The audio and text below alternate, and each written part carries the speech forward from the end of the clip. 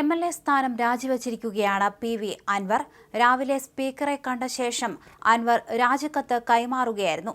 നിയമസഭാ സമ്മേളനം നടക്കാനിരിക്കെയാണ് അൻവർ രാജി പ്രഖ്യാപിച്ചിരിക്കുന്നത്. MLA സ്ഥാനത്തു നിന്നുള്ള അയോഗ്യതാ നീക്കം മുൻകൂട്ടി കണ്ടു തന്നെയായിരുന്നു അൻവർ രാജി സമർപ്പിച്ചിരിക്കുന്നത്. അതേസമയം അൻവറിനെ UDF-ൽ എടുക്കുന്നതുമായി ബന്ധപ്പെട്ട തീരുമാനം നീളുന്നതിനിടെ കഴിഞ്ഞ ദിവസം അൻവർ മമതാ ബാനർജിയുടെ തൃണമൂൽ കോൺഗ്രസിന്റെ ഭാഗമായിരുന്നു. ഇതോടെ നിയമസഭാ അംഗത്വം നഷ്ടമാകുന്ന അവസ്ഥയിലേക്ക് കാര്യങ്ങൾ എത്തുകയായിരുന്നു. ഇതിനെ മറികടക്കാനായിരുന്നു രാജി.